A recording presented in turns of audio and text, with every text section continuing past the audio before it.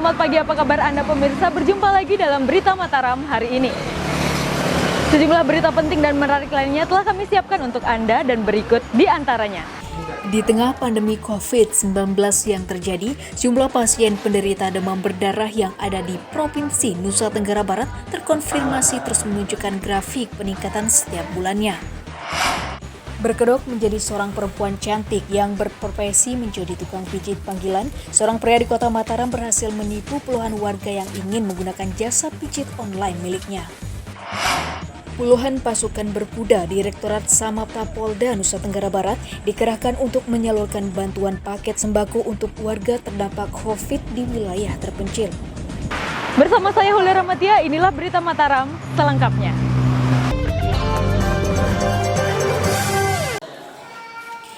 Di tengah pandemi COVID-19 yang terjadi, jumlah pasien penderita demam berdarah yang ada di Provinsi Nusa Tenggara Barat terkonfirmasi terus menunjukkan grafik peningkatan setiap bulannya. Dari data terakhir, total jumlah kasus DBD di 10 kabupaten kota mencapai 3.000 kasus yang terjadi selama 5 bulan terakhir. Tak hanya harus waspada pandemi COVID, resiko penularan penyakit lain seperti demam berdarah di musim pancaroba saat ini juga masih terjadi di daerah dan menunjukkan peningkatan. Di Provinsi NTB sendiri, berdasarkan data Dinas Kesehatan, hingga bulan Juni tercatat kasus demam berdarah mencapai angka 3.000 kasus yang terjadi merata di 10 kabupaten kota. Ribuan kasus pasien penderita DBD tersebut dilaporkan terjadi selama 5 bulan terakhir mulai bulan Januari hingga bulan Mei 2020 dengan total jumlah kematian akibat DBD mencapai 13 orang.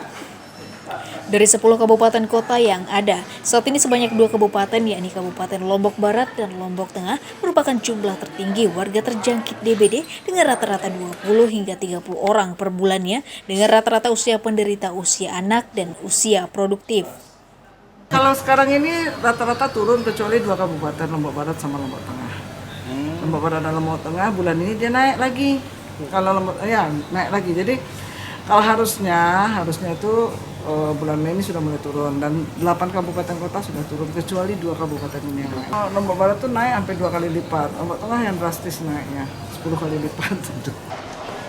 Dalam rangka meminimalisir risiko penyebaran demam berdarah di daerah, pemerintah daerah saat ini terus melakukan sosialisasi dan mengajak masyarakat untuk menjaga pola hidup sehat dan bersih di lingkungan mereka agar terhindar dari risiko demam berdarah.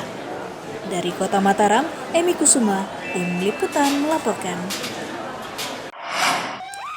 Aktivitas layanan kantor Desa Dasan Baru, Kecamatan Lombok Tengah lumpuh total pasca disegel masa aksi yang menggelar unjuk rasa bantuan sosial sepekan lalu. Selain tidak bisa melayani masyarakat, kantor desa juga masih dijaga oleh warga yang bertahan menunggu kejelasan bantuan sosial COVID untuk mereka. Aksi penyegelan kantor desa oleh masyarakat Desa Dasan Baru, Kecamatan Kopang, yang menuntut revisi data penerima bantuan sosial COVID di desa mereka masih berlanjut. Dampak dari penyegelan tersebut membuat aktivitas layanan kantor desa menjadi lumpuh total dan aparatur desa tidak bisa masuk kantor seperti biasa. Selain masih menyegel kantor desa, sejumlah warga juga masih memilih bertahan sambil menunggu aparatur desa memberikan informasi kejelasan bantuan sosial COVID yang mereka tuntut. Selain menuntut adanya revisi data bantuan sosial, masyarakat juga meminta aparatur desa untuk melakukan transparansi alokasi dana desa yang selama ini belum dilakukan. Memediasi persoalan. Kemudian kalau tidak bisa sama kecamatan, kami siap juga bernegosiasi melalui Pemda di Kota. Tapi sampai saat ini belum ada sama sekali. Belum ada. Lagi dan masyarakat sudah waktunya untuk menerima bantuan baik dari TPS 1, TPS Kemilang maupun DDBRT. Nah ini yang kemudian kita harus tuntaskan. Terkait dengan pelayanan kita lagi cari tempat untuk melayani masyarakat. Untuk menghindari konflik, saat ini pemerintah desa memilih mencari alternatif kantor sementara yang akan difungsikan sebagai kantor desa untuk memenuhi kewajiban pelayanan bagi masyarakat. Dari Kabupaten Lombok Tengah, Lukmanul Hakim, Tim Liputan melaporkan. Warga Dusun Tunjang Polak, Desa Bukit Tinggi, Kecamatan Gunung Sari, Lombok Barat mengeluhkan adanya pemotongan bantuan langsung tunai oleh pihak desa sebesar Rp150.000 per keluarga. Meski dipotong untuk alasan pemerataan, namun warga menilai hal tersebut seharusnya tidak perlu dilakukan. Realisasi penyaluran dana bantuan langsung tunai bagi masyarakat terdampak COVID tidak seluruhnya berjalan mulus. Warga Desa Bukit Tinggi, Kecamatan Gunung Sari, Lombok Barat menyatakan telah menerima bantuan BLT yang merupakan stimulan COVID tersebut sebesar Rp600.000 dalam 2 tahap pencairan.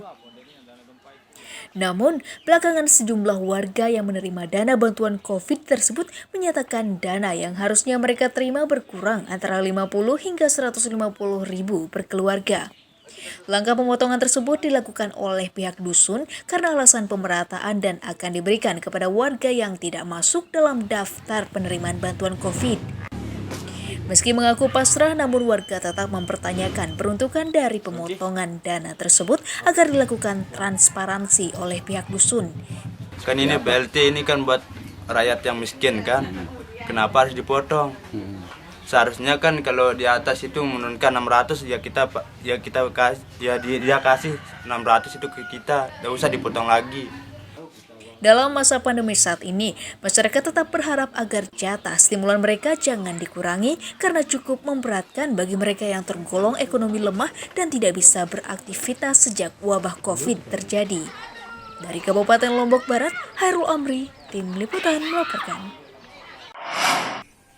Komisi Pemilihan Umum Kabupaten Lombok Utara meminta tambahan anggaran sebesar Rp2,9 miliar untuk penyelenggaraan pemilihan kepala daerah yang akan dilaksanakan pada bulan Desember mendatang. Tambahan anggaran tersebut akan dialokasikan untuk pengadaan perlengkapan alat pelindung diri untuk petugas dan penyelenggaraan pemilu sesuai protokol kesehatan COVID-19. Persiapan pelaksanaan pemilihan kepala daerah serentak yang juga akan dilaksanakan di 7 kabupaten kota di NTB mulai dipersiapkan para penyelenggara pemilu di daerah. Di Kabupaten Lombok Utara, Komisi Pemilihan Umum Kabupaten saat ini tengah mempersiapkan pengadilan alat pelindung diri untuk perhelatan pemilu kada serentak pada bulan Desember mendatang. Untuk memenuhi kebutuhan APD tersebut, KPU sendiri meminta tambahan anggaran logistik sebesar 2,9 miliar yang akan digunakan untuk membeli APD dan kebutuhan kesehatan lainnya untuk petugas dan penyelenggara pilkada nantinya. Permintaan tambahan dana tersebut sesuai dengan regulasi tahapan pelaksanaan pemilu di daerah yang diharuskan menerapkan standar protokol COVID-19 oleh KPU Pusat yang juga menyebabkan jumlah tempat pemungutan suara bertambah dari semula 550 menjadi 583 TPS saat ini. Bagaimana persiapan kita di daerah, khususnya di KNU, tentunya arahan-arahan dari pusat itu kita dengarkan. Kan syarat kesehatan COVID itu menjadi hal yang utama di pilkada yang sekarang ini. Itu jadi keharusan. Berdasarkan data resmi, jumlah anggaran pelaksanaan pemilu kada di Kabupaten Lombok Utara seluruhnya berjumlah 16 miliar rupiah yang diperuntukkan untuk seluruh tahapan pelaksanaan pemilihan bupati dan wakil bupati periode 2020 sampai 2025. Dari Kabupaten Lombok Utara, Ahmad Sonhaji, Tim Liputan melaporkan. Berkedok menjadi seorang perempuan cantik yang berprofesi menjadi tukang pijit panggilan, seorang pria di Kota Mataram berhasil menipu puluhan warga yang ingin menggunakan jasa pijit online miliknya. Dalam aksinya, pelaku memasang foto perempuan cantik di aplikasi media sosial dan memasang tarif Rp100 hingga Rp150.000 per sekali kunjungan. Petualangan RH 30 tahun asal Mataram, seorang pria yang menyamar menjadi perempuan dengan berpura-pura menjadi tukang pijit panggilan akhirnya terbongkar. Pelaku diamankan tim Satreskrim Polresta Mataram karena laporan puluhan orang korban yang mengaku menjadi korban RH. Selain dilaporkan para korbannya, aksi pelaku menipu banyak panggilan juga dilakukan oleh seorang rekan wanita yang fotonya dipajang dalam profil aplikasi media online milik pelaku. Modusnya, pelaku RH beroperasi dengan memasang foto perempuan cantik di aplikasi media sosial miliknya dan menawarkan jasa pijat panggilan mulai Rp100 hingga Rp150.000 per satu kali kunjungan. Berdasarkan hasil pemeriksaan, petugas mendata jumlah korban yang tertipu jasa pijit pelaku sudah mencapai 40 orang yang rata-rata merasa dibohongi oleh pelaku. Laporan dari seorang perempuan yang melapor kepada Satreskrim Polresta Mataram terkait penggunaan profil foto korban di sebuah aplikasi micet, di mana foto yang digunakan tersebut digunakan oleh pelaku untuk menarik perhatian dari para laki-laki dengan modus menjual jasa pijat atau spa. Pelanggan-pelanggan itu tahu nggak kalau masnya laki-laki? Ada yang tahu, ada yang tidak tahu. Ada yang tahu, ada yang tidak tahu. Sudah berapa lama? Ya, kalau pakai foto orang ini baru 1 bulan. Kalau foto sendiri udah mungkin ada 1 tahun. Atas perbuatannya melakukan aksi penipuan dengan memasang jasa tukang pijat panggilan, pelaku dijerat dengan Undang-Undang Nomor 11 Tahun 2008 tentang Informasi dan Transaksi Elektronik (ITE) dengan ancaman hukuman maksimal 5 tahun penjara. Dari Kota Mataram, Awaludin, Tim Liputan melaporkan. Ratusan liter minuman keras tradisional disita aparat kepolisian sektor Keruak, Kabupaten Lombok Timur karena nekat dijual tanpa izin dan tidak mengindahkan larangan berkerumun di tengah pandemi.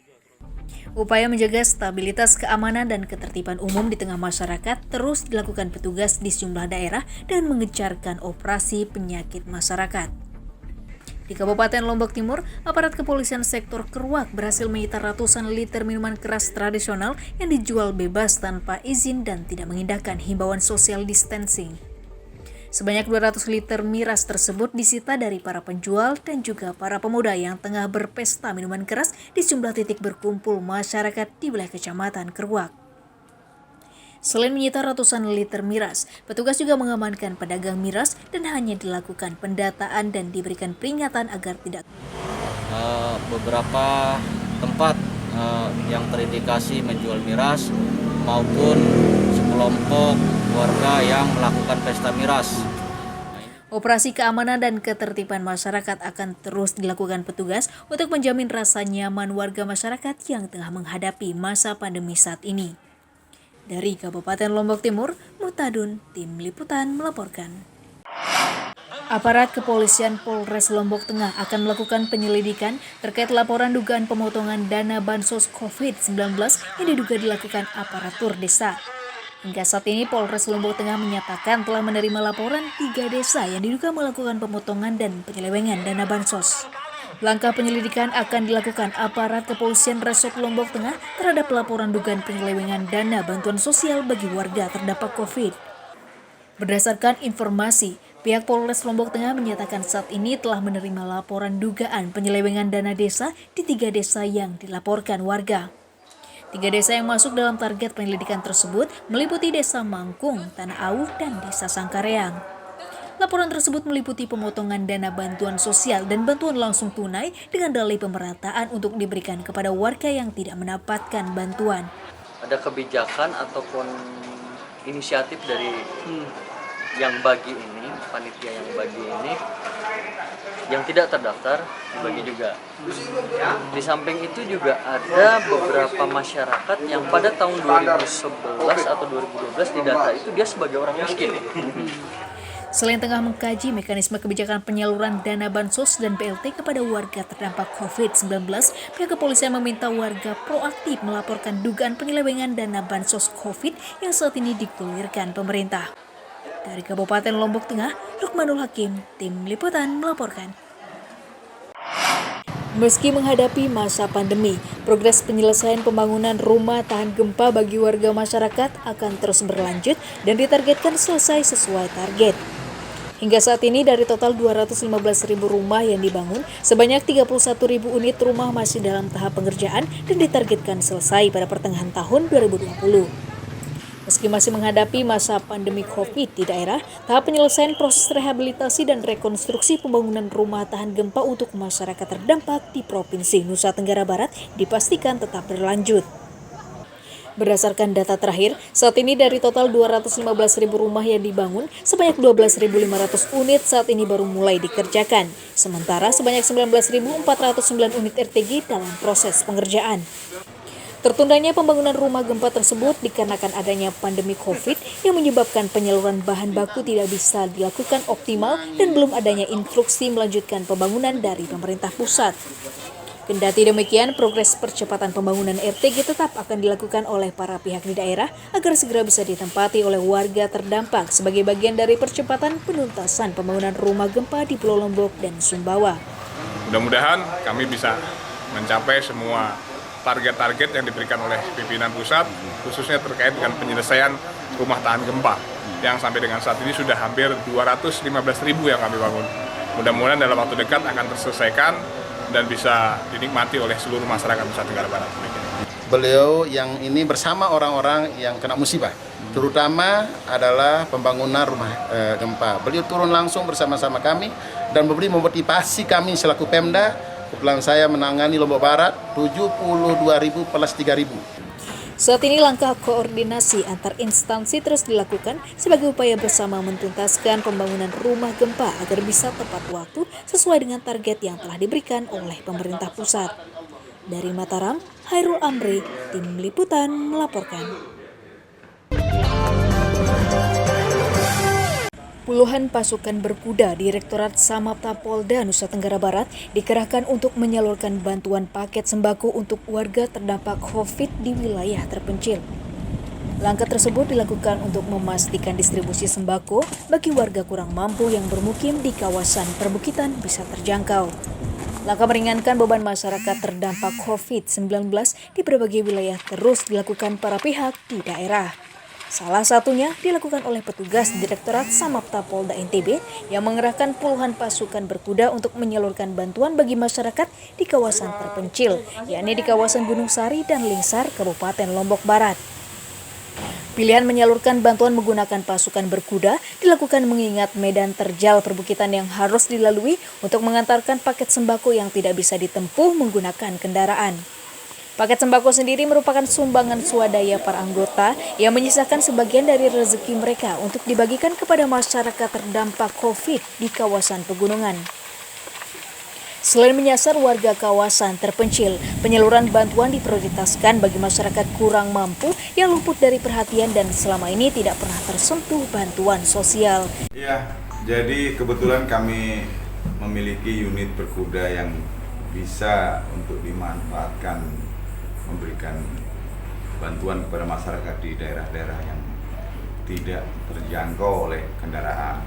Langkah peduli dampak COVID sebagai gerakan sosial bersama harus terus menjadi sikap bersama dalam menguatkan imunitas masyarakat untuk bertahan di tengah pandemi COVID-19 yang terdampak serius pada tatanan kehidupan sosial masyarakat saat ini.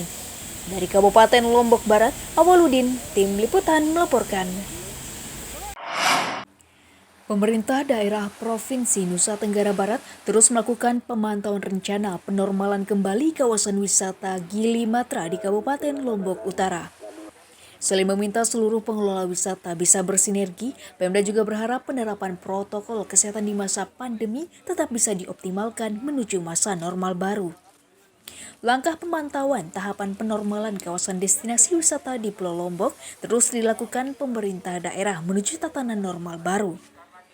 Terkait hal tersebut, Wakil Gubernur NTB bersama pihak terkait mengunjungi kawasan Gili Matra, Kabupaten Lombok Utara awal pekan ini untuk mengecek langsung kesiapan rencana pembukaan kawasan tersebut pada tanggal 20 Juni akhir pekan ini. Selain melakukan sosialisasi dengan warga dan juga pengelola wisata, Wagub juga mengecek ketersediaan sarana protokol kesehatan yang ada di kawasan tersebut. Selain meminta pengelola wisata untuk bersinergi menjaga kawasan wisata, Wagub juga menghimbau semua warga di kawasan tersebut untuk konsisten menerapkan protokol kesehatan kepada karyawan maupun wisatawan yang berkunjung. Persiapan untuk new normal, banyak tahapan yang harus dijalani, tapi insya Allah melihat kekompakan yang ada di Gili, saya optimis ya. Karena kan kita tahu menangani COVID ini kan hanya satu kuncinya disiplin. Setelah sempat ditutup sejak 2 bulan terakhir, pemerintah daerah akhirnya merekomendasikan pembukaan kawasan wisata secara bertahap di Provinsi Nusa Tenggara Barat sebagai proses menuju masa normal baru di masa pandemi COVID saat ini. Dari Kabupaten Lombok Utara, Ahmad Sunhaji, Tim Liputan melaporkan.